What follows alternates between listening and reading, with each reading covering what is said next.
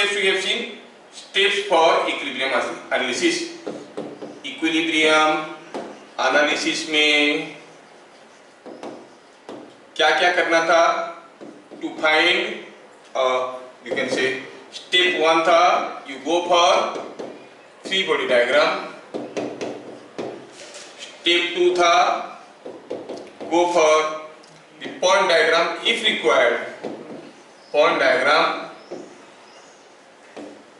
Step 3 if it involves three forces. कौन सा case में देख रहे हैं?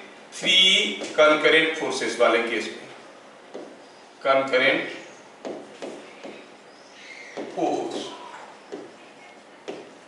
तो स्टेप 3 था अप्लाई लैमिस थ्योरम. ये सारा चीज हम लोग लास्ट क्लास पढ़ चुके हैं, हमें रिपीट करने की कोई जरूरत नहीं है, हमें ये सब चीजें मालूम है. आगे बढ़ेंगे और आज की क्लास को आगे लेंगे. तो आज की क्लास को आगे बढ़ाने के लिए we shall see some typical numericals. देखो क्वेश्चन कैसे दिया है. A boy of mass 50 kg is hanging from a horizontal bar by his two hands, each hand making 30 degree with the vertical. Each hand makes 30 degree with the vertical. Find force exerted by each hand. Question को ध्यान से पढ़िए. Let us first realize the question what it is. मैं आपको Lami's theorem का technique बताया हूँ, साथ साथ मैं आपको कुछ एडिशनल टेक्निक भी बताने वाला हूँ जो कि शॉर्टकट है. जो लोग कुछ एंट्रेंस वगैरह देंगे ओरल कैसे कैलकुलेट करेंगे, you can make oral calculations. तो चलिए देखते हैं. पहले क्वेश्चन को समझते हैं. दिया है क्या क्वेश्चन में? कोई एक हॉरिजॉन्टल बार से एक लड़का झूल रहा है. हियर इज ए हॉरिजॉन्टल बार. ठीक है. A boy is hanging from this horizontal bar. ठीक है. ये boy is hanging कैसे? By suppose this is what is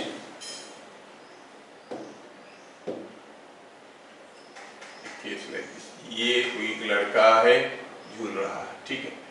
ये लड़का अभी झूल रहा है. कैसे झूल रहा है? इसको थोड़ा छोटा कर दो, इतना बड़ा लड़का नहीं होता. हाँ ठीक. ये लड़का झूल रहा है. कैसे झूल रहा है? By his hands. एक हाथ इधर है पकड़ा, एक हाथ इधर ऐसे पकड़ा है, और ये लड़का अभी झूल रहा है. ठीक है ना. क्या दिया है? लड़के का मास दिया है 50 kg. Mass of the boy is 50 kg. और क्या दिया है? दोनों हाथ जो है they are making 30 degree with the vertical. The hands are making 30 degree with the vertical. मतलब अगर हम कहेंगे ये वर्टिकल लाइन है तो this angle is 30 degree. Similarly ये वर्टिकल लाइन है तो this angle is 30 degree. Vertical के साथ 30 डिग्री कर रहे हैं दोनों एंगल, दोनों हाथ. पूछा है हाथ में कितना फोर्स आ रहा है बताओ. This is a distributed mass system. We can consider this to be a point mass. पहला स्टेप क्या है? Free body diagram. तो वी स्टार्ट लाइक दिस. हम सोचेंगे लड़का को पॉइंट बना दिए, ये हो गया point. How are the forces acting? ऐसा एक फोर्स, ऐसा एक फोर्स. ये बार पे दोनों फोर्स आ रहे हैं और उसका अपना वेट है. If I go for the free body diagram of the boy, free body diagram में हमें क्या दिखाना होता है? The forces acting on the body, the external forces acting on the body. ये जो लड़का है इसके ऊपर क्या क्या फोर्स आ रहा है? ये हाथ इस बॉडी को खींच रहा है, क्योंकि हाथ छूट जाएगा तो ये गिर जाएगा इधर. मतलब हाथ खींच रहा है, कुछ फोर्स में खींच रहा होगा. ये हाथ भी कुछ फोर्स में खींच रहा होगा. सिमेट्री से पता चल रहा है कि दोनों फोर्स पक्का बराबर होंगे. ये अगर F होगा ये भी F होगा, और उसका अपना वेट भी है. कितना है? 50 G और 500 न्यूटन. क्या डाटा मालूम है हमें? डाटा ये मालूम है कि ये जो हाथ है that is making 30 degree with the vertical. ये वर्टिकल के साथ 30 डिग्री कर रहा है. ये एंगल 30 डिग्री है. ठीक है. दिया है कि ये एंगल 30 डिग्री है. ये एंगल 30 डिग्री है। पूछा है बताओ हर एक हाथ पे क्या फोर्स है। मैं यहाँ पर F1 F2 ले सकता था, बट बाई थिंकिंग स्मार्टली ऐसे कि दोनों हाथ की पोजीशन बराबर है, वेट बराबर है, तो फोर्स भी बराबर होगा, वही there will be a difference, है ना। तो इसलिए हम इसको दोनों को F ले दिए ताकि हमारा कैलकुलेशन कम हो जाएगा। यहाँ तक पहुंचने के बाद I can go for the solution for the first method। First method क्या कहता है? Use Lami's theorem. तो क्या लिखेंगे? By Lami's theorem. So by Lami's theorem if you apply to this I can say F by sin opposite angle। है कोई पहलवान जो मुझे बताएगा क्या है angle? 150। That is equal to, yes, 50G। G को हम लोग 10 लेते हैं। हाँ, G 3 जगह 10 होता है। एक होता है पोल पे, दूसरा होता है जेई में, तीसरा मेरे क्लास में। बाकी हर जगह आपकी स्कूल में 9.8 लेंगे, ध्यान रखना। तो F by sin 150 इसको ले लिए 500। It is 500 by sin of 60 मिल गया। sin 150 is 1/2, sin 60 is √3/2। F by 1/2 is equal to 500 by √3/2। 2 को खा गया, मिला F is equal to 500 √3 Newton. कितना सिंपल बन गया। Sorry 500 by √3 Newton, 500 by √3 Newton बन गया। मैं दूसरा मेथड करना चाहता हूं। I want to go for the second method। Second method क्या कहता है? सेकेंड मेथड में अगर हम थोड़ा सोचेंगे, थोड़ा स्मार्टली सोचेंगे, थ्योरम वेरम मारो बोली, सेकेंड मेथड में अगर हम सोचेंगे, ये फिगर को थोड़ा देखो। इस फिगर में, ये फिगर में आप कहोगे कि जस्ट ए मिनट, आप कहोगे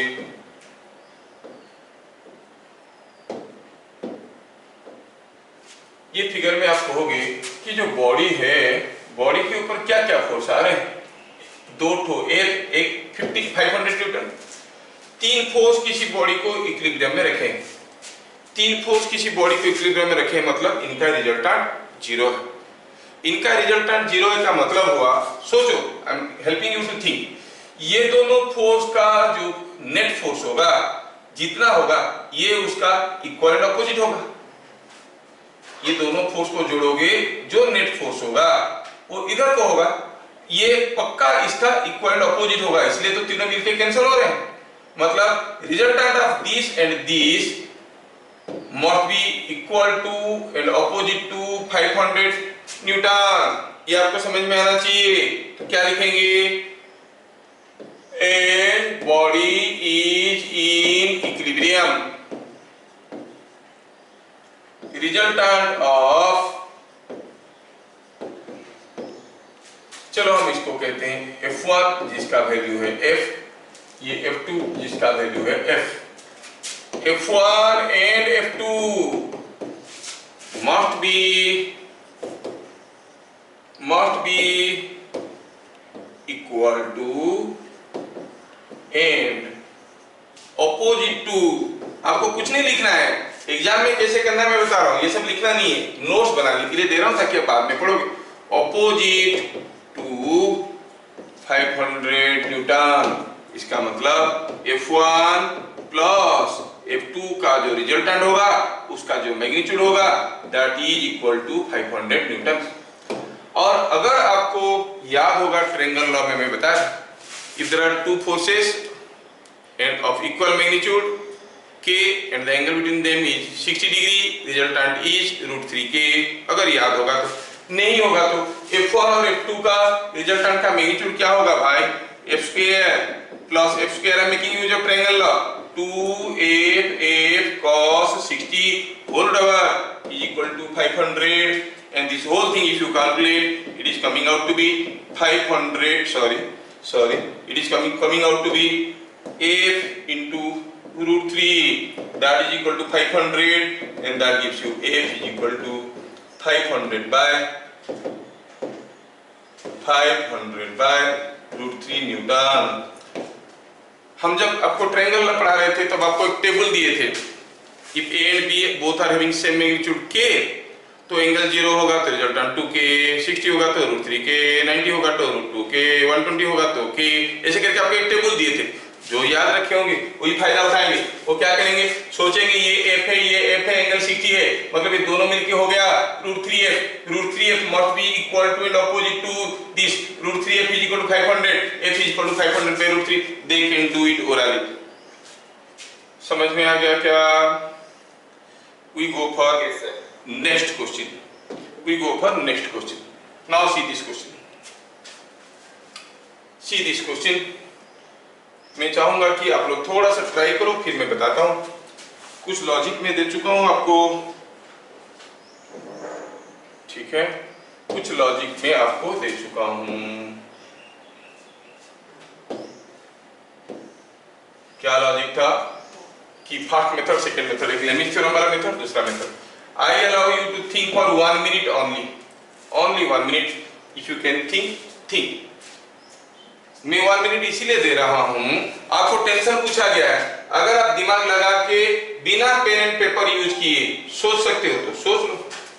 बिना पेन एंड पेपर यूज किए, हाँ कैलकुलेशन करने के लिए कर सकते हो, एडिशन सब्ट्रैक्शन करने के लिए, मतलब कोई स्टेटमेंट नहीं लिखना है, सीधे सीधे रफ कैलकुलेशन करके बताना है, without drawing any free body diagram anything. If you can see then fine. So you are given 1 minute 30 seconds is over. समय समाप्त होता है आपका। यहाँ पे हमें सोचना है कैसे निकालेंगे। यहाँ पे तो कुछ लोग हैं जो सॉल्यूशन बता चुके हैं। कोई सजेस्ट करेगा what is the tension in the thread? 40 newton. someone says 40 newton. Let us check. अभी अगर हम इस बॉडी को देखेंगे, ये जो बब है इसका मास दिया हुआ है 2 kg। चलो हम पहले स्टार्ट करेंगे इसका फ्री बॉडी डायग्राम से। फ्री बॉडी डायग्राम करेंगे बॉब का। ये हो गई बॉब, नहीं अच्छा, ये एक मिनट थोड़ा, ये हो गई बॉब, ये हो गया ओ बॉब, ठीक है। इसके ऊपर क्या फोर्सेस आ रहे हैं? एक तो फोर्स आ रहा है थ्रेड जो खींच रहा है, कितना एंगल में मालूम नहीं है, थीटा भी तो निकाला नहीं, दिया नहीं है ना, थीटा एंगल में खींच रहा है। दूसरा है उसका वेट कितना है, 2 kg का है, तो आई विल से 2g और 20 न्यूटन। तीसरा फोर्स है क्या है, 20√3 Newton. I call this HW, ठीक है। ये हो गया फ्री बॉडी डायग्राम। और क्या दिया है, ये T जो है वर्टिकल के साथ, ये वर्टिकल के साथ कुछ एंगल कर रहा है। क्या एंगल कर रहा है वर्टिकल के साथ? देखो तो T is making some angle theta with the vertical, तो हम कहेंगे ये एंगल थीटा है। पूछा क्या, पूछा ये T का वैल्यू बताओ। सोच, T का वैल्यू निकालना है। अगर हम वेक्टर फॉर्म में लिखेंगे तो हम कहेंगे T vector plus F vector plus W vector is equal to how much? क्या कोई मुझे बताएगा क्या है ये? तीनों फोर्स आ रहे हैं कोई बॉडी के ऊपर, बॉडी रेस्ट में है, it is held in equilibrium, this must B 0। हमें T चाहिए, तो T क्या होगा भाई? It is minus of F plus W। क्या समझ में आ रहा है? हमें पूछा है T का मैग्नीट्यूड, तो फिर ये magnitude of minus of F plus W है ना, magnitude of minus of F plus W। इतना ज्यादा लिखने से बहुत ज्यादा कंफ्यूजिंग लगता है। हम इतना कह सकते हैं कि ये समझ में आ गया तो अच्छी बात है। और हम ऐसे भी कह सकते हैं कि अगर T, F और W मिलके इस बॉडी को रेस्ट में रख रहे हैं, तो F और W का जो रिजल्टेंट होगा that must be equal to and opposite to T। F और W का रिजल्टेंट कुछ ऐसे होगा और T का इक्वल एंड ऑपोजिट होगा, इसलिए तीनों मिलके 0 हो रहे हैं। तो अगर ये समझ में आ गया तो हम क्या कहेंगे, T magnitude is equal to magnitude of F plus W का रिजल्टेंट। क्या ये चीजें समझ में आ रहा है? दोनों का मैग्नीट्यूड बराबर होगा, डायरेक्शन अपोजिट होंगे। F प्लस W का जो डायरेक्शन होगा टी का जो डायरेक्शन होगा अपोजिट होंगे, इसलिए तो जीरो हो रहा है। रिजल्टेंट फोर्स, तीनों फोर्स मिलके जीरो हो रहे हैं, मतलब this must be equal to and opposite to the resultant of this and this. ये दोनों को जोड़ो, जो मिलेगा वो इसका इक्वल और अपोजिट होगा, इसलिए तीनों मिलके जीरो हो रहे हैं। अच्छा ये बात है क्या? चलो एफ और डब्ल्यू, एफ और डब्ल्यू का रिजल्टेंट निकालना है। दे आर वेक्टर्स, दो वेक्टर ए एंड बी, उनके बीच में एंगल कितना है 90 डिग्री, तो उनका रिजल्टेंट कितना होगा F square plus W square whole root over. Smartly करने के लिए मैं धीरे धीरे बता रहा हूं ताकि आप लोग इमेजिन कर पाओगे। एफ कितना है 20√3 का स्क्वायर, डब्ल्यू का square 20 square whole root over, you find it is coming out to be 1600 root over, that is 40 Newton. So tension in the thread is 40 Newton. Beat number 1 हमें समझ में आ गया, बीट नंबर 1 हमें समझ में आ गया, ठीक है। अभी बीट नंबर 2 निकालना है। बीट नंबर 2 कैसे निकालेंगे? हम कहेंगे बीट नंबर 2 के लिए, बीट नंबर 2 में क्या पूछा है? टेंशन ना पूछा है थीटा। वैसे बीट नंबर 1 बिना निकाले हम लेमिस थ्योरम से भी निकाल सकते थे फॉर्मूला लगा के, बट देन हमें कोई स्मार्ट मेथड मालूम था, इसलिए हम ऐसे कर दिए। नाउ बीट नंबर 2 क्या पूछा? थीटा, थीटा पूछा। चलिए by Lami's theorem, by Lami's theorem क्या मिलेगा देखो तो, t by sine 90 is equal to, t by sine 90 is equal to f by कितना होगा? ये एंगल अगर थीटा है, this angle will be 180 minus theta sine 180 minus theta, that is equal to W कितना है? चलो W ही लिख देते हैं, W by sine what is this angle, W by opposite angle कितना है भाई? ये 90 है, ये थीटा है, इट इज 90 प्लस थीटा। क्या मैं सबको ठीक ठाक समझा पा रहा हूं कि ऊपर ऊपर जा रहा हूं? Clear understanding? Yes sir. Yes. तो वैल्यू डालते हैं, सबका सबका वैल्यू डालते हैं। तो क्या लिखेंगे इसमें? t साइन 90 तो 1, f का वैल्यू तो हमें मालूम है कितना है भाई 20√3 sine 180 minus theta, you must know little trigonometry, इससे में साइन थीटा। w कितना है 20 sine 90 plus theta is nothing but cos theta. अच्छा ये बात है क्या? तो हमें क्या निकालना है? थीटा निकालना है। चलो इन दोनों को ले लो। If I consider this two को कंसीडर करते हैं, इन दोनों को कंसीडर करेंगे तो हम साइन थीटा किधर ले आएंगे? 20 को इधर ले आएंगे, तो मिलेगा tan theta is equal to sine theta इधर गया 20 इधर आया इज इक्वल टू √3, मतलब थीटा इज 60 डिग्री। ये हमें समझ में आ गया। और अगर इससे हमें t निकालना होता, थीटा 60 डिग्री पता चल गया है, t is 20 by cos 60, cos 60 कितना होता है 1/2, 1/2 तो 2 ऊपर गया, it is 20 into 2, what is that 40 Newton. यहां से भी हम t निकाल सकते थे, लेकिन स्मार्ट मेथड मालूम होगा तो you can make oral calculations and get the values. नहीं मालूम होगा लेमिस थ्योरम से करोगे, पहले थीटा निकालोगे फिर वहां से t निकालोगे, तब तक एंट्रेंस का 2 मिनट में करने वाली समय निकल गया होगा।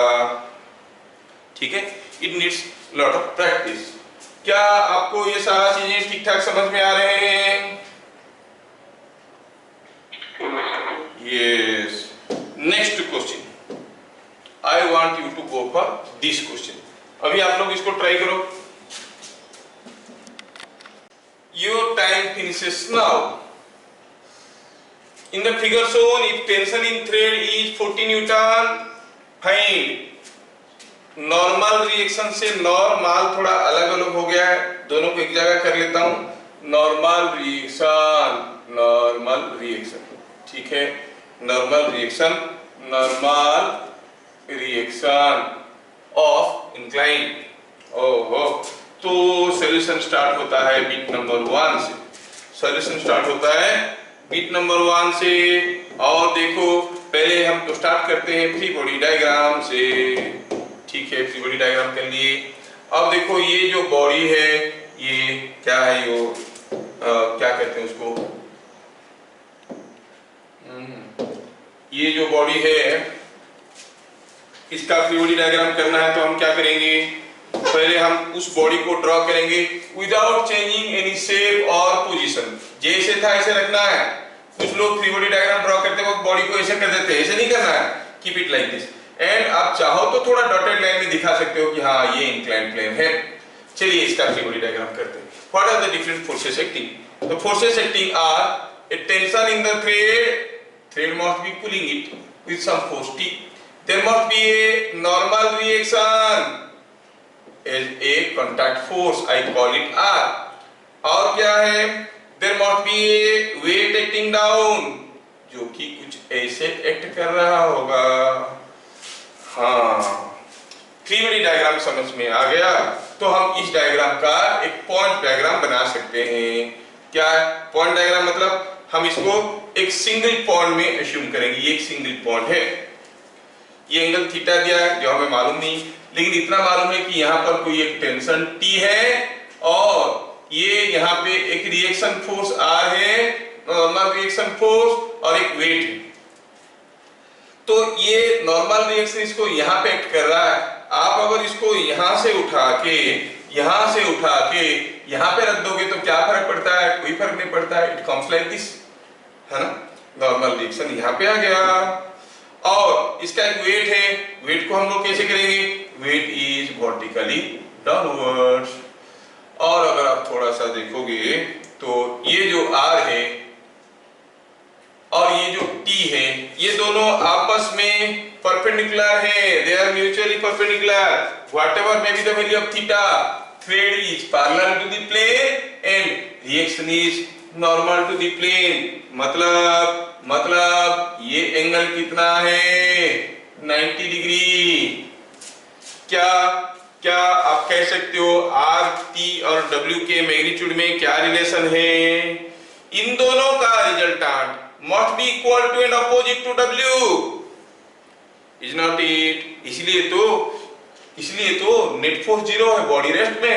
फिर से रिपीट करता हूं, इन दोनों का resultant must be equal to and opposite to this. इन दोनों का रिजल्टेंट T एंड W का resultant must be equal to and opposite to R। R and W का resultant must be equal to and opposite to T। इसीलिए तो body equilibrium में ये दोनों मिलके इसके साथ बराबर है, ये दोनों मिलके इसके साथ बराबर है, ये दोनों मिलके इसके साथ बराबर है। They are cancelling out each other. अगर हम कहेंगे R और T का जो रिजल्टेंट है उसका जो मैग्नीट्यूड है that is equal to W। हम इस चीज को अगर हम मैग्नीट्यूड फॉर्म में लिखेंगे तो क्या लिखेंगे? हम कहेंगे W is equal to root over of resultant of R and T। R and T के बीच में एंगल 90 डिग्री है। अगर दो वेक्टर के बीच में एंगल 90 डिग्री होता है उनके रिजल्टेंट कैसे निकालते हैं? a square plus b square whole root over cos 90 0 हो जाएगा। जनरल ट्रायंगल लॉ है क्या? a square plus b square plus 2ab cos theta whole root over theta 90 degree है तो 2ab cos थीटा वाला पार्ट गया, क्या रह गया? r का स्क्वायर t का स्क्वायर। तो मैं ये रूट ओवर को थोड़ा यहां से भगाता हूं, रूट ओवर को भगा दिया तो हम कहेंगे ये W square is equal to this. हमें क्या क्या मालूम है? क्या पूछा है? टेंशन दिया हुआ है और ये 8G है तो W का तो वैल्यू मालूम है, इट इज 8T का स्क्वायर। पूछा क्या? Normal reaction of incline, R का वैल्यू पूछा है, T का स्क्वायर कितना है? T इज 40 का square. You simplify, you can very easily find it is coming out to be 40√3 Newton। क्या मैं सबको ठीक ठाक समझा पा रहा हूं? देखो समझ में आया कि नहीं आया? यस, ये समझ में आना बहुत जरूरी है। नहीं तो फिर कुछ बनेगा नहीं। ठीक है, ये आपको समझ में आना बहुत जरूरी है। तो value of normal reaction of the inclined plane can be found like this also. आप चाहो तो अपना लेमिस थ्योरम लगा के भी कर सकते थे, but that way it would have been lengthy. आपको क्या करना पड़ता, पहले थीटा निकालना पड़ता, फिर उसके बाद ये आर का वैल्यू निकालना पड़ता, 2 स्टेप में होता। अभी I want to go for the second part of the question. If theta is 60 degree find the tension in the thread. Theta is 60 degree, theta is 60 degree, तो मैं थोड़ा इस फिगर को साथ में लेके चलूंगा। और क्या दिया है, दिया है थीटा इज 60 डिग्री, दिया है थीटा इज 60 डिग्री। अगर थीटा 60 डिग्री है मतलब कौन सा एंगल 60 डिग्री है, ये एंगल 60 डिग्री है। क्या कोई मुझे बताएगा ये एंगल कितना होगा? What is this angle? Obviously 30 degree. Yes yes, तो ये हो गई थ्री बॉडी डायग्राम। हम लोग बात कर रहे हैं बिट नंबर 2 का। क्या दिया है, दिया है इसमें हमें दिया है कि थीटा इज 60 डिग्री। हाँ, समझ में आ गया। तो फिर इसका पॉइंट डायग्राम करें। पॉइंट डायग्राम में हम तो दिखाते हैं सारा फोर्स को।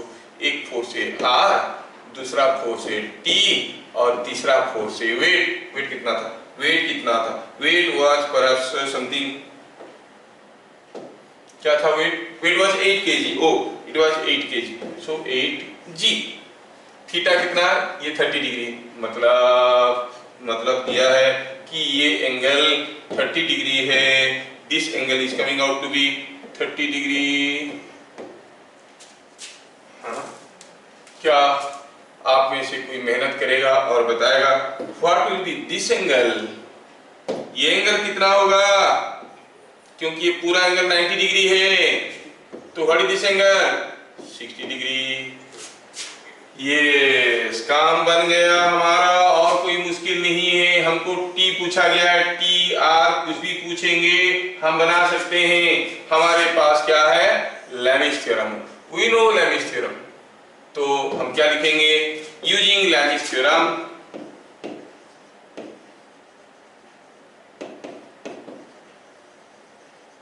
हम क्या कहेंगे। चलिए कोई मुझे बताओ, what is R by sine how much? कौन बताएगा आर बाय साइन?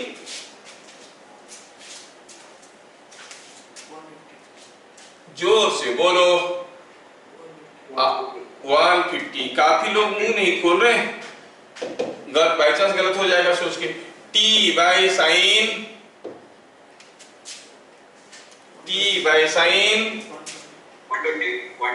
120। अंकित दास क्यों नहीं बोल रहा है? 8g is 80 bye sine 90। Sign 150 1/2 गया ऊपर, और हम लोग छोटे बच्चे नहीं रहे, बड़े हो गए, सिंप्लीफाई कर दिया। साइन 120 इज √3/2, 2 गया ऊपर, 2t/√3। Sine 90 is 1। क्या हम यहां से t और r नहीं निकाल सकते? Yes, r is 40 Newton and t is 40√3 Newton. क्या सबको समझ में आ रहा है ना? कितना इंटरेस्टिंग, कितना इजी है। लेकिन ये जो इजी वाला चीज है तब तक आपके साथ चलेगा जब तक आप 3 फोर्स की बात कर रहे हो और कॉन्करेंट फोर्स की बात कर रहे हो। डरने की कोई बात नहीं है। आपकी कोर्स में 95% केसेस में 3 फोर्स और कॉन्करेंट फोर्स ही आएंगे। बाई चांस 4 फोर्स हो गया और फोर्सेस कॉन्करेंट नहीं है तो क्या करेंगे, उसके लिए भी हम लोग देखेंगे, लेकिन इसके ऊपर थोड़ा हम प्रैक्टिस कर रहे हैं आज। नेक्स्ट क्वेश्चन, यहाँ पर कुछ टिपिकल क्वेश्चन से देखिए। Look at these figures. कुछ पुली अरेंजमेंट है, हर एक केस में कोई एक मास झूल रहा है और एक अननोन मास m है, 12 है, m है, 9 है, m है, 8 है, m है, 6 है, m है। हर एक केस में m का वैल्यू आपको निकालना है ताकि सिस्टम इक्विलिब्रियम में रहेगा। The system will be at rest. System will be in equilibrium. There will be no acceleration of any of the blocks. Questions are very simple. Logic क्या है?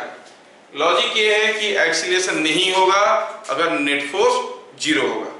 नेट फोर्स जीरो होगा का मतलब ऊपर की तरफ जितना फोर्स होगा नीचे की तरफ उतना ही फोर्स होगा, राइट की तरफ जितना फोर्स होगा लेफ्ट की तरफ उतना ही फोर्स होगा, तब नेट फोर्स जीरो है। सोचने वाली कोई बात नहीं है। बस keeping the theme in mind कि कोई भी बॉडी अगर थ्रेड ऐसे अरेंजमेंट में रेस्ट में है, इसके ऊपर ये बॉडी रेस्ट में है, क्यों? इसके ऊपर की तरफ कुछ फोर्स होगा, नीचे की तरफ कुछ होगा, साइड वाइज तो कोई फोर्स है ही नहीं। ऊपर की तरफ जितना फोर्स है नीचे की तरफ उतना फोर्स होगा, तो ये रेस्ट में रहेगा। इसके ऊपर की तरफ नीचे की तरफ रेस्ट में रहेगा, बराबर होगा। हर एक केस में वही है। तो मैं आपको बताना चाहूंगा इसमें से एक सिंपल सा केस नंबर 1। चलो सॉल्व करने की कोशिश करते हैं। बहुत सिंपल है ये वाला केस ए। वेरी सिंपल, इतना सिंपल है कि किसी भी एग्जाम में कभी भी नहीं आएगा। ठीक है, late us go for this question. क्या कह रहा है? पूछा है इस केस में कि बताओ what should be the value of M, what should be the value of M for which the system remains in equilibrium. मतलब कोई मास का कुछ भी एक्सीलरेशन नहीं होगा। We start with free body diagram of M. Solution बना रहे हैं, लिखेंगे फ्री बॉडी। ये बिट नंबर 1 की बात चल रहा है। फ्री बॉडी डायग्राम किसका करेंगे? एम का करेंगे। तो हम कहेंगे एम के ऊपर देखो क्या क्या फोर्स आ रहा है। एम के ऊपर एक थ्रेड है, ये थ्रेड एम को पुल कर रहा है कि पुश कर रहा है? इट इज पुलिंग एम और pushing M. Thread always pulls, it can not push. हाँ, तो कुछ फोर्स में पुल कर रहा होगा and that is what is called tension. और क्या? इसका अपना वेट भी तो होगा। और क्या?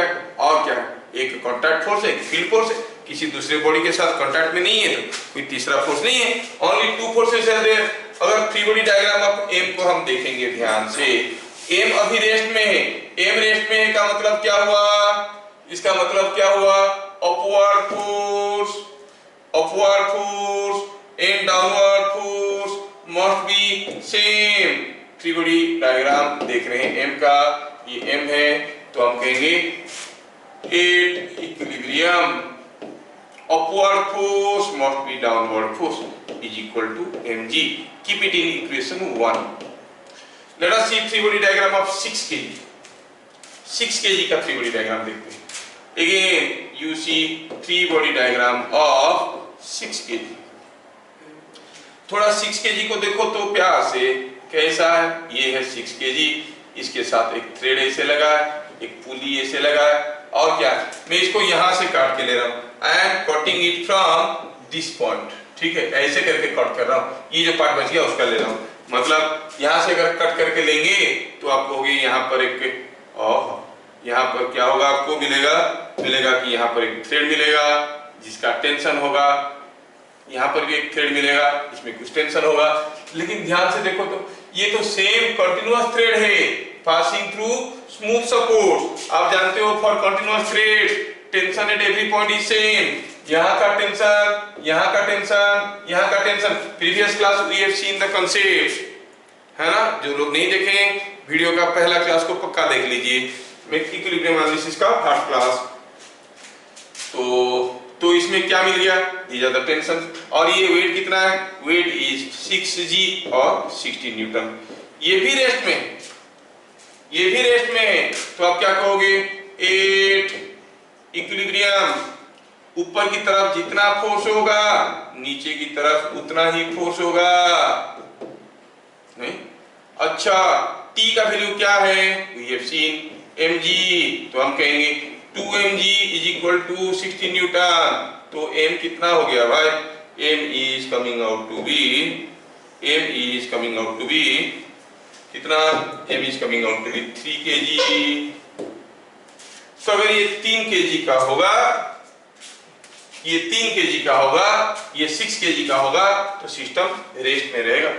कितना सिंपल क्वेश्चन है, क्या सबको समझ में आया? यस। चलिए चलते हैं देखने के लिए दूसरा क्वेश्चन क्या था, लुक एट दिस क्वेश्चन। चलिए इसको लेते हैं थोड़ा उठा के यहां से और सॉल्व करने की कोशिश करते हैं। ये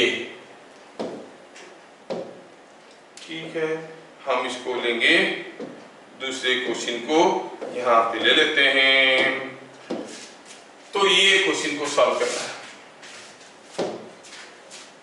कंसेप्ट क्या है, सॉल्यूशन की बात करें, कंसेप्ट ये है कि for a continuous thread passing over smooth supports tension at every point is same. यहाँ का टेंशन, यहाँ का टेंशन, यहाँ का टेंशन, यहाँ का टेंशन हर जगह बराबर होगा। चलिए पहले मैं करता हूं फ्री बॉडी डायग्राम 8 kg का, free body diagram of 8 kg of 8 kg कैसा होगा, 8 kg ऐसा है, इसके ऊपर एक वेट है और कितने टो फोर्स दिखाना है फ्री बॉडी डायग्राम में, दोनों थ्रेड कनेक्टेड है, ये थ्रेड भी खींच रहा है, ये थ्रेड भी खींच रहा है, तो आपको होगी ये हो गया tension T, thread can only pull, ये थ्रेड इसको भी खींच रहा है, इसको भी खींच रहा है। अब लोग इसको खींच रहा है तो इसको पुश कर रहा है, नहीं नहीं नहीं नहीं, ये थ्रेड इसको नीचे खींच रहा है, इसको ऊपर खींच रहा है। Thread can only pull, it never pushes. तो क्या हो गया, ये होगी बात। तो आप क्या कहोगे at equilibrium, what you can say about equilibrium, at equilibrium आप कहोगे कि आपको मिलेगा 2T must be equal to 80, T is 40 Newton. yes yes yes yes yes yes yes yes 40 Newton. कितना सिंपल है, ठीक है, आप लोगों को बढ़िया समझ में आ रहा है, you are able to follow all this concepts, बहुत बढ़िया है। लेकिन ध्यान रहे कि उसको कैसे हम लोग यूज करने वाले हैं। ये चीज हो गया, हमारा काम बन गया, इसको थोड़ा थोड़ा जगह बना देते हैं। Yes, now it is here.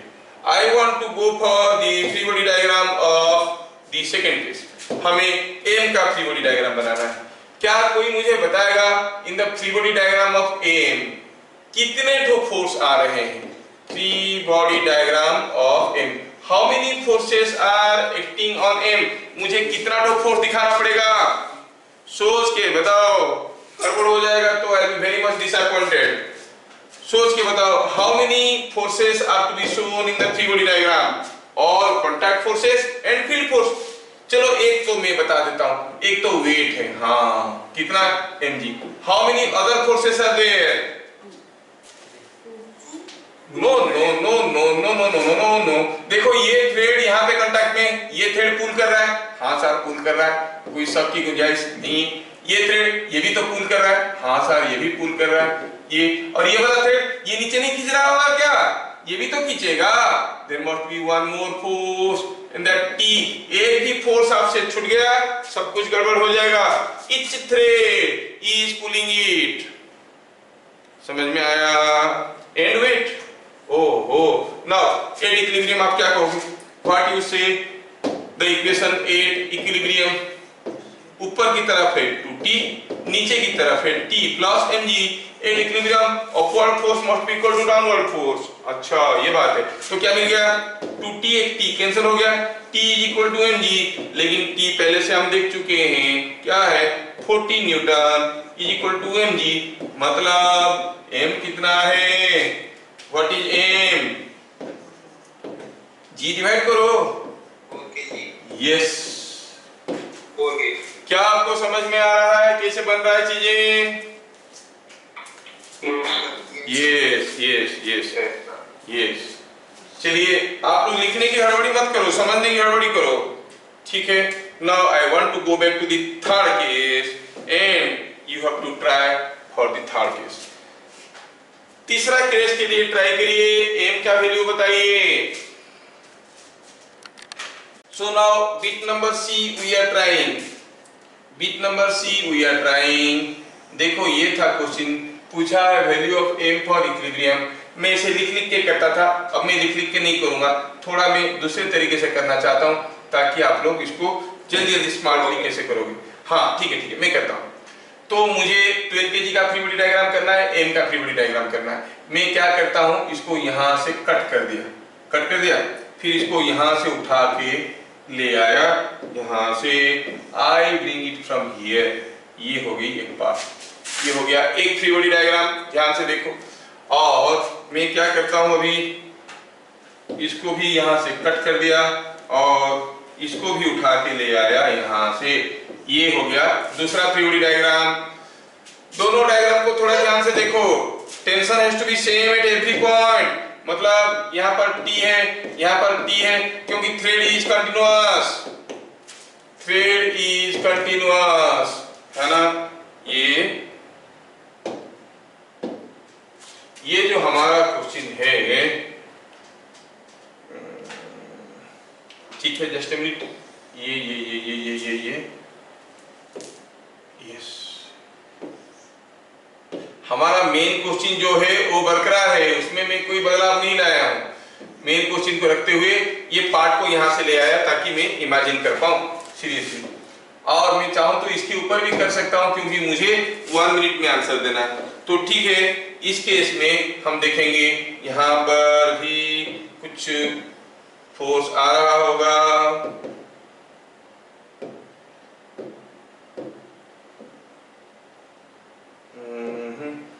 mg,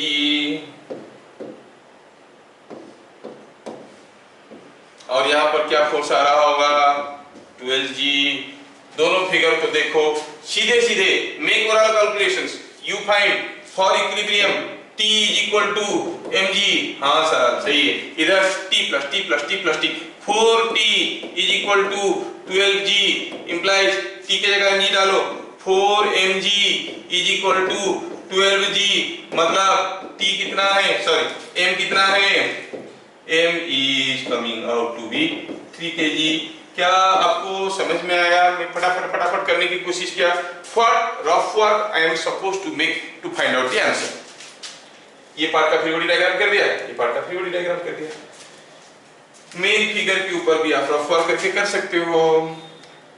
क्या सबको समझ में आ रहा है? Yes sir. ये समझ में आ गया, ठीक है। पूछा है m कितना, m अगर 3 kg होगा सिस्टम रेस्ट में रहेगा। Late us go for the fourth case.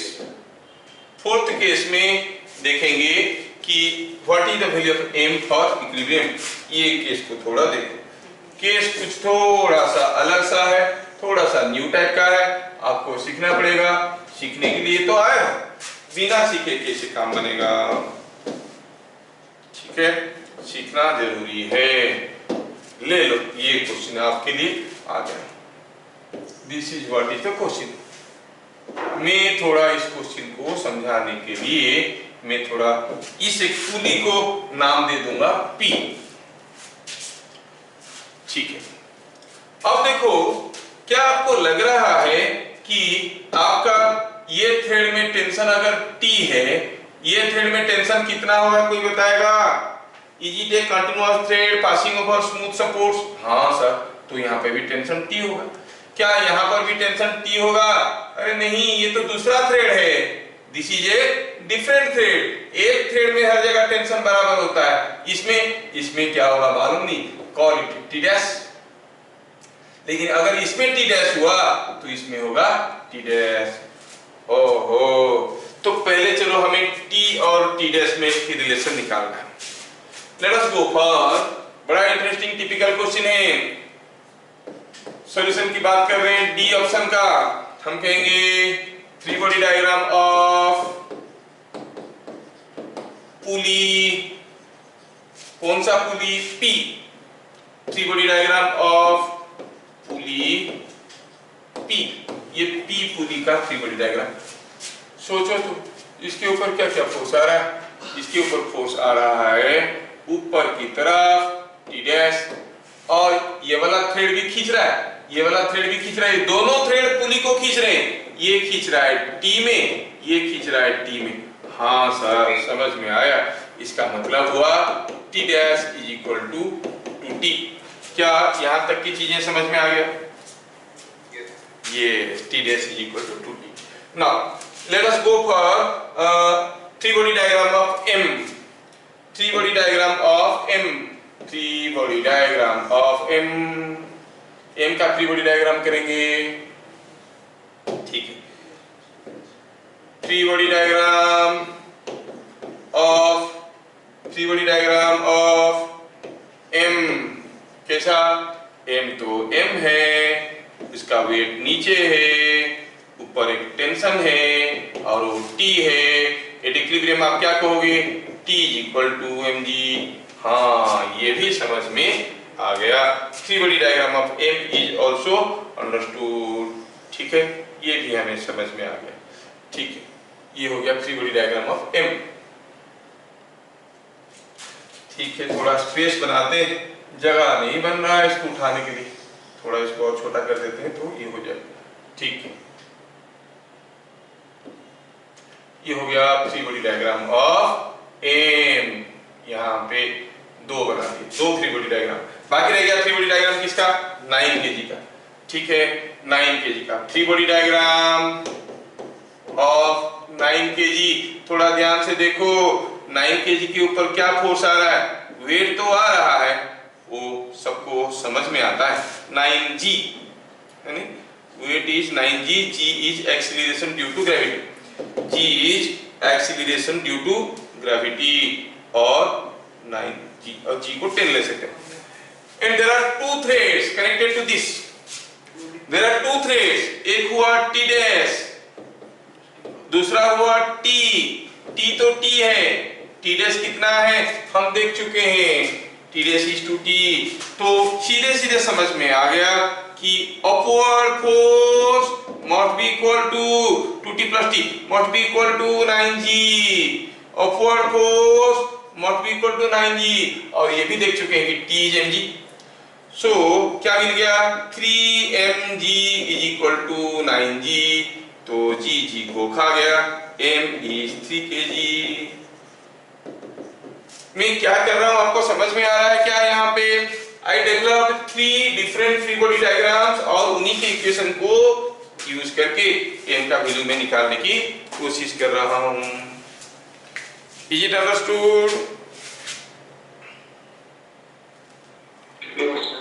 ये वो फर्स्ट वाला केस में नीचे तो वेट नहीं हो, नीचे मतलब वेट पूरा देखो, पुली वाले केसेस में when nothing is mentioned you have to assume the pulley to be smooth and massless। मैं आपको आइडियल पुली के बारे में कहूंगा, ऐसा क्वेश्चन में लिखा रहेगा assume the pulleys are ideal। when the pulleys are assumed to be ideal मतलब आप assume कर सकते हो कि उसका मास बहुत ही कम है और उसका फ्रिक्शन नहीं है। अगर मास होगा तो पक्का मेंशन करेगा, मेंशन कुछ नहीं किया है तो आपको क्या करना है? assume the mass to be 0। काफी जगह वो आइडियल पुली नहीं लिखेंगे, पुली का फिगर दे देंगे, अगर मास नहीं लिखे तो एस्यूम कि उसका कोई मास नहीं है, ठीक है। ये क्या बाकी सबको ये चीजें समझ में आ गया? यस। चलिए मैं आपको और एक क्वेश्चन अभी मैं देता हूं, और एक क्वेश्चन देता हूं, कैसे करते हो आप लोग देखते हैं।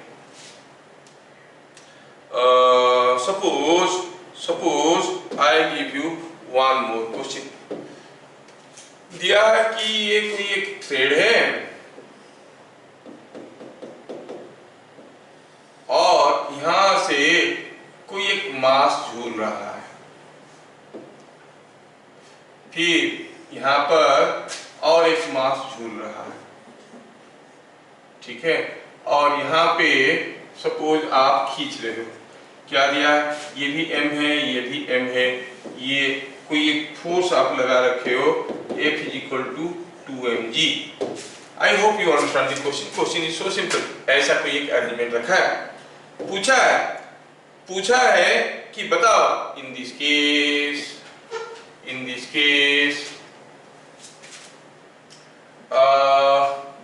find tension T1, T2,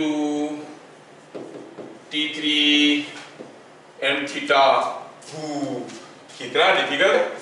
नहीं, सारा पूछ लिया सर, आप करते हैं कितना इजी करते हैं, हमको देते हैं कितना डिफिकल्ट देते हैं।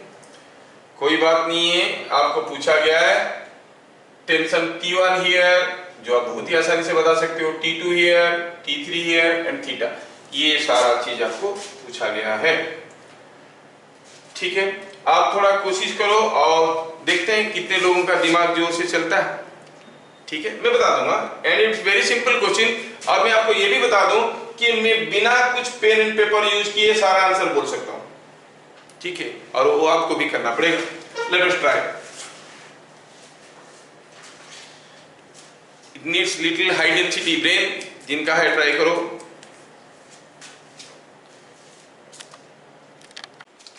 Let us start. पहला चीज तो है बताने की कोई जरूरत नहीं है, T1, T2, T3 पूछा था। बिट नंबर 1 T1 कितना है सबको मालूम है, कितना मैं इसके ऊपर ही कर लूंगा, इसके ऊपर कर लूंगा। यहाँ पर टेंशन T1 है, नीचे mg है, और कितना सिंपल है। So T1 is equal to mg, खत्म, कोई दो राय इसमें नहीं है, ये सबको समझ में आ गया। बिट नंबर 2 में हम लोग देख रहे हैं कि T2 कितना है, हमें पता करना है T2। थोड़ा ये m मास को देखो या फिर इस पॉइंट को देखो।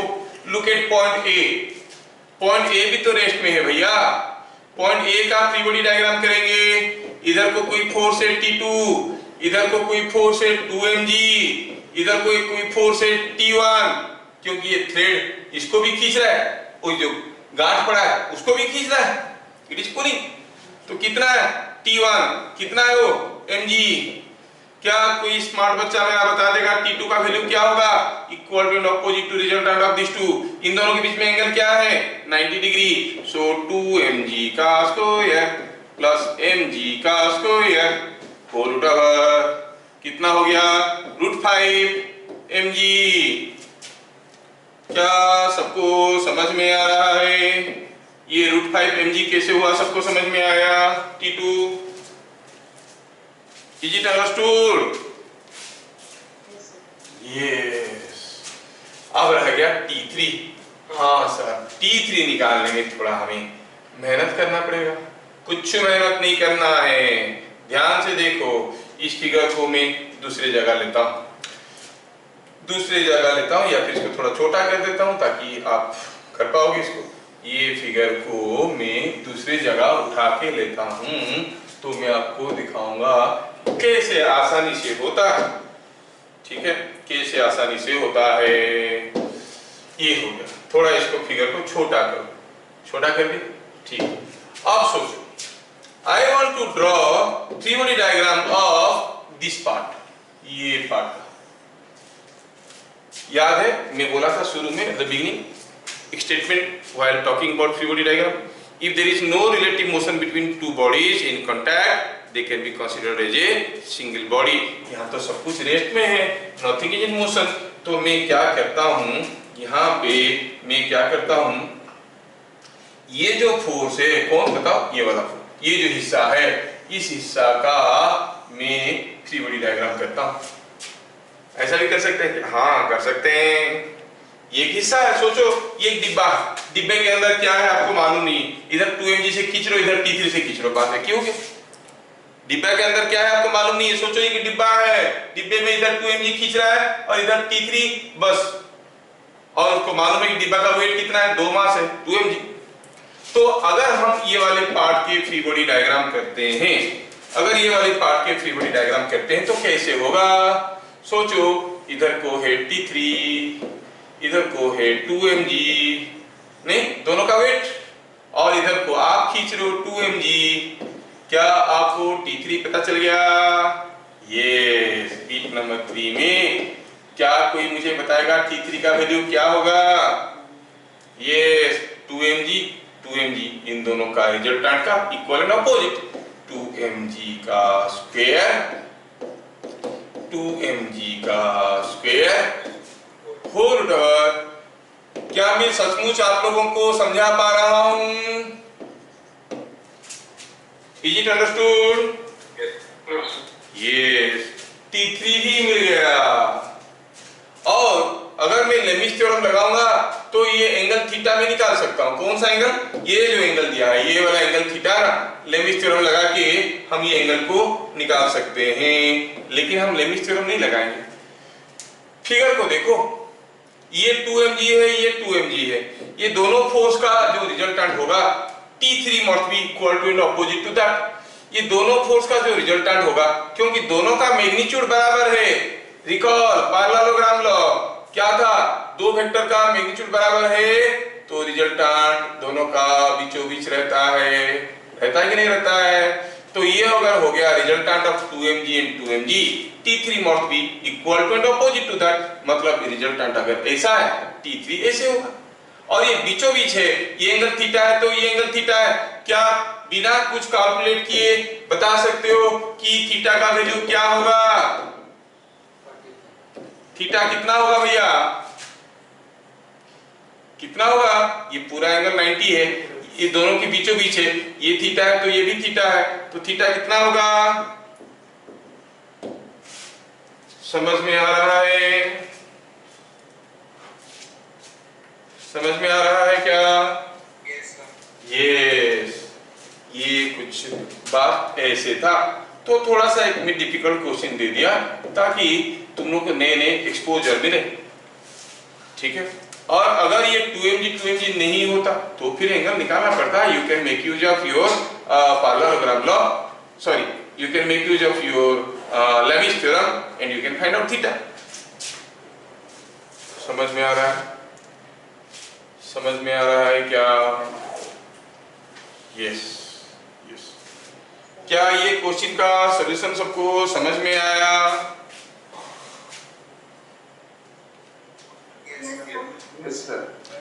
अच्छा, तो अगले क्लास में हम लोग वो सारे क्वेश्चन को डील करेंगे जहां पर लेमिस थ्योरम एप्लीकेबल नहीं होगा, या फिर एप्लीकेबल होगा तब भी एक दूसरा मेथड, जो दूसरा मेथड है that is applicable when there are 4 forces acting on a body, 5 forces acting on a body, कितने भी फोर्स एक्ट कर रहा है कोई फर्क नहीं पड़ता है, but that is a separate approach. उस अप्रोच को सीखने के लिए आपको एक वेक्टर का एक आर्टिकल को देख के आना है, that is addition through resolution, ठीक है। एडिशन थ्रू रिजोल्यूशन में आपको ये आर्टिकल को देख के आना है, तभी समझ में आएगा।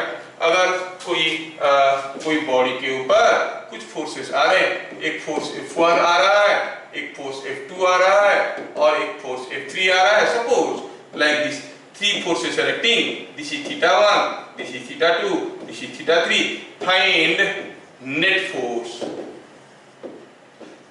का मैग्नीट्यूड। अगर ये आपको निकालना आता है तो नेक्स्ट थ्योरी जो है आप समझ पाओगे। कैसे करते थे आपको याद होगा, मैं बताया था, आप लोग वीडियो को देख लेना। Net force is sigma fx i cap sigma fy j cap, और नेट फोर्स का मैग्नीट्यूड निकालना है तो हम कहेंगे सिग्मा fx का square, yes, plus sigma fy का स्क्वायर होल रूट ओवर, ये हो जाता था नेट फोर्स का मैग्नीट्यूड। सारे फोर्सेस का x कंपोनेंट निकालो, सारा फोर्सेस का y कंपोनेंट निकालो और जोड़ो, सिग्मा fx हो जाएगा sum of x component, sigma fy हो जाएगा समेशन ऑफ y कंपोनेंट। ये चीज आपको समझ में आना चाहिए, क्योंकि ये बताऊंगा तो फिर मेरा पूरा क्लास खत्म हो जाएगा, ठीक है। आपको ये पढ़ के आना है। I will assume that you know all this and I will start the next class. Thank you for watching, ठीक है। फिर मिलेंगे अगले क्लास। जय हिंद।